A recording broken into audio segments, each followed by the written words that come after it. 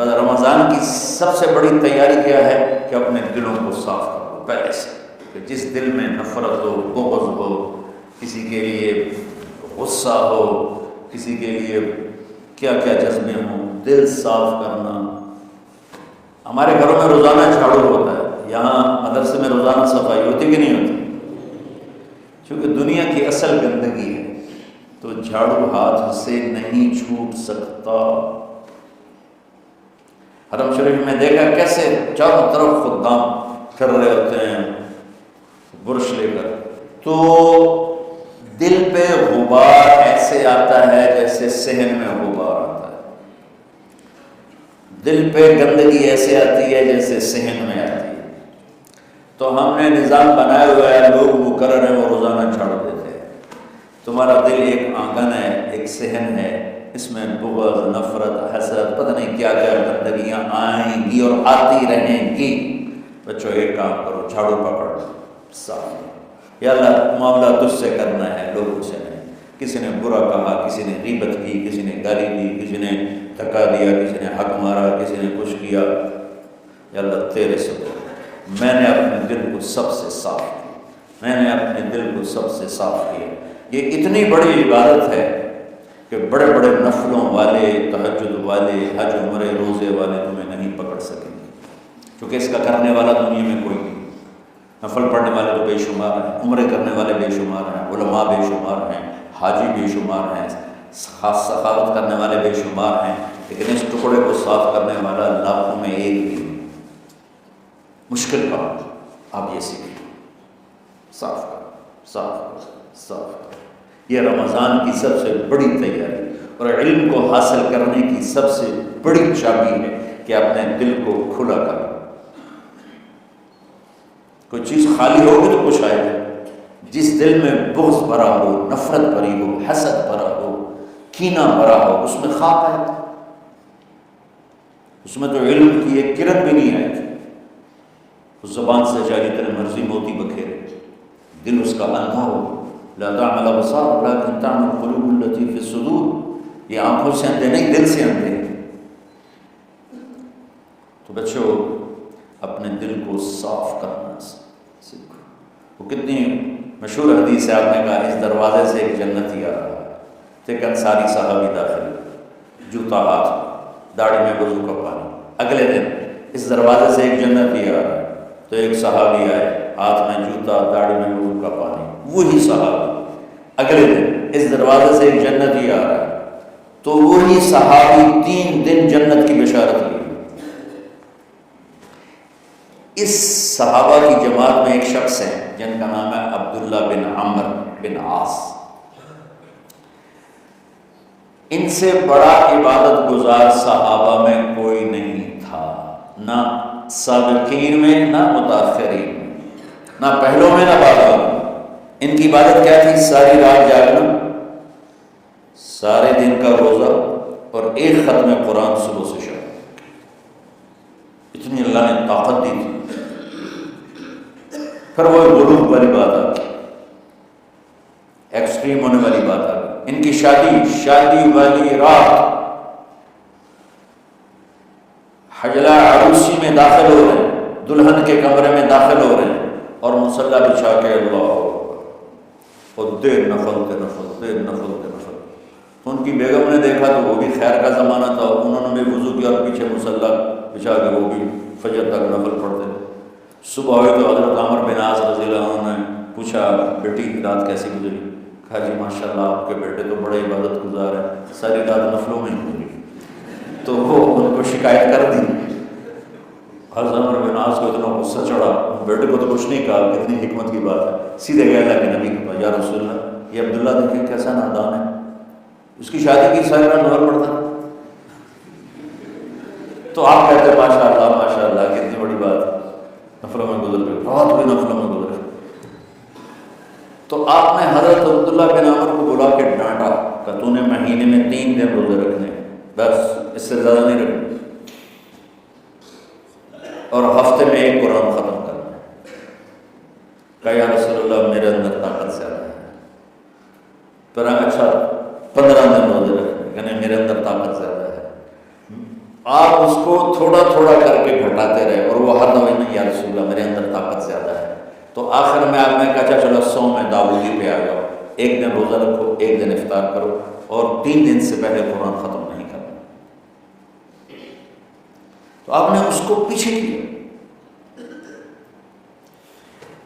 یہ بیٹھے تھے اس محفل میں، ان کے دل میں آیا کیا یہ بزرگ مجھ سے زیادہ عبادت کرتے ہیں؟ رات میں ساری جاگتا ہوں، دن روزہ رکھتا ہوں، ایک ختم کرتا ہوں، تو جنت کی بشارت تو مجھے ملنی چاہیے تھی، ان کو کیسے مل رہی؟ یہ کسی کتاب میں نہیں لکھا کہ یہ ان کا جذبہ تھا، لیکن چونکہ میں ان کی سیرت کو جانتا ہوں تو مجھے خیال آتا ہے کہ ان کی نفسیات میں یہ بات آئی ہوگی، چونکہ صرف انہیں کو خیال آیا کہ میں جا کے دیکھتا ہوں کہ یہ بزرگ کیا کرتے ہیں۔ تو ان کے پاس پہنچ گئے، چاچا ذرا، وہ ادھیڑ عمر تھے، چاچا وہ میرے ابا تھوڑے ناراض ہیں، تو کچھ دن آپ کے پاس گزار، ان کا بیٹا بسم اللہ آ جاؤ۔ اب رات ہوتے ہی عشاء کی نماز پڑھ کے میں جلدی سے چادر اوپر لی اور یوں سراغ آئے تو چاچے کو دیکھنے لگے کہ اب یہ کیا ساری رات سجدہ کرے گا، اور ساری رات روتے روتے روتے روتے مصلی گلا ہو جائے، یا ساری رات رکوع کرے گا، ساری رات قیام کرے گا، ساری رات قرآن پڑھے گا، اس تصور سے یوں دیکھ رہے۔ اور وہ بزرگ صحابی تشریف لائے، سرانے پہ سر رکھا، اللہ بسم کا منہ تو وہ آ ہی ہو گئے۔ اب یہ دیکھ رہے ہیں ابھی اٹھیں گے، ابھی اٹھیں گے، ابھی اٹھیں گے، فجر کی اذان پہ اٹھے۔ اب یہ تو حیران پریشان ہو گئے، یہ کیا؟ اس زمانے میں تو منافق تہجد نہیں چھوڑتے تھے، ڈر کے مارے کہ پتہ نہ چل جائے ہمارے کفر کا۔ تو یہ چاچا جنت میں لے گیا تو سلطان گیا کہ چلو کل دیکھوں گا۔ اگلی رات پھر چادر سر پہ کر کے اور یوں سراغ کر کے بیٹھ لیٹے ہوئے اور دیکھ رہے۔ چاچا پھر تشریف لائے، سرانے پہ سر رکھا، اللہ بسم کا منہ تو ہو گئے۔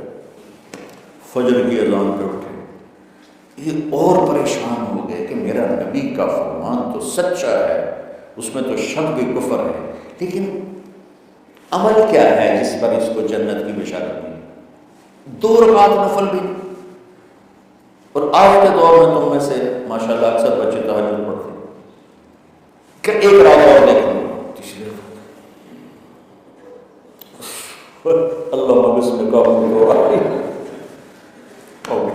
ساری رات، تو تیسری رات پھٹ پڑے عبداللہ بن عمر، کہنے لگے چاچا میری ابا سے کوئی لڑائی نہیں تھی، 3 دن میں تیرے بارے میں سنتا رہا، جنتی جنتی جنتی، میں دیکھنے آیا تھا کہ آپ کیا کرتے ہیں، آپ تو کچھ بھی نہیں کرتے ہو، ساری رات سوتے رہتے، آپ کیا کرتے ہو؟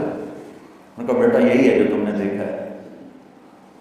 اب ان کو سمجھ میں نہیں آ رہا کہ یہ جوڑ کیسے بٹھاؤں، ادھر جنت کی بشارت، ادھر ساری رات خراٹے، اب یہ اس میں جوڑ کیسے بٹھاؤں، کیونکہ نبی کی بات تو غلط ہو نہیں سکتی۔ تو اب وہ نا ایسے نا بڑے بے دل سے ہو کر واپس مڑے، پتہ نہیں کی چکر ہوئے کہ کوئی گل۔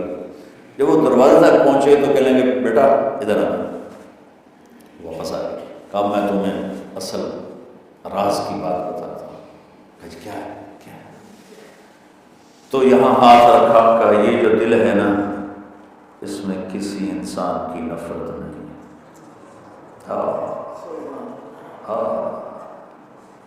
اور جب اللہ کسی کو رزق دیتا ہے، عزت دیتا ہے، مجھے کبھی حسد نہیں ہوا، مجھے خوشی ہوتی۔ تو عبداللہ بن عمر نے کہنا تھا ہاں یہ بات ہے، نہیں ہاضا ہوا، اچھل کے کہنے لگے ہاضا ہوا، ہاں ہاں ہاں یہی ہے یہی ہے یہی ہے۔ پھر کہنے لگے چاچا پر یہ میرے بس کا نہیں، کون کرے گا؟ اتنے بڑے آدمی ہو کر کہہ رہے ہیں کہ میری بس کا نہیں۔ تو بچوں دنیا میں جنتی بننا ہے اور علم اللہ سے لینا ہے تو اسے صاف کرو، سب کی نفرت سے سب، اس نے مجھے یہ کیوں کہا، اس نے مجھے یوں کیوں دیکھا، اس نے میرے بارے میں یوں کیوں کہا، اس نے میرے بارے میں یہ کیوں لکھا۔ جس کی تعریف ہوتی میری کتنی برائی ہوتی، صرف تعریف تو نہیں، بھرا پڑا سوشل میڈیا مجھے گالیاں۔ اللہ کے فضل سے میرے دل میں ایک ذرہ کے برابر کبھی کوئی منفی جذبہ نہیں آیا، آئے تو میں دھو کے صاف کر دیتا ہوں، یا اللہ میں نے اپنے دل کو صاف کیا، میرا معاملہ تیرے ساتھ ہے، کس کے ساتھ؟ یہ یاد رمضان کی سب سے بڑی تیاری علم کے حاصل کرنے کا سب سے بڑا ہتھیار آپ کو یہ نہیں کہ تمہیں کتابیں یاد ہو جائیں، تمہیں اشعار یاد ہو جائیں. تو ساری امت سے کہتا ہوں رمضان کا استقبال کرو، دلوں کو صاف کر کے، نفرتوں کو مٹا کے، مذہبی نفرت، دنیاوی نفرت، رشتوں کی نفرت، بول چال کی نفرت، سیاست کی نفرت، لین دین کی نفرت، ان سب سے اپنے دل کو صاف کرو تاکہ رمضان میں اللہ نے علم اتارا، اللہ تعالیٰ آپ کو علم عطا فرمائے. اور باقی لوگ جو عام دنیا میں زندگی گزار رہے ہیں ان کے دلوں میں اللہ رمضان کا نور اتارے اور اپنے اور ہدایت کا نور اتارے. یہ سب سے بڑی تیاری ہے اس کی. اور کسی سے گلہ ہے، غصہ ہے، ناراضگی ہے، کسی سے بولتے نہیں ہو، ابھی سے شعبان آ چکا ہے، آپ شعبان سے رمضان کی تیاری شروع فرما دیتے تھے. تو اس کی تیاری کیا ہے؟ دلوں کو صاف کرو، معاف کرو، معافی مانگو. تمہارا قصور نہیں پھر بھی معافی مانگ لو، دلوں کو صاف کرو اور اللہ سے سخاوت مانگو کہ اللہ کو سخی بھی پسند ہے اور صاف دل والا بھی پسند ہے.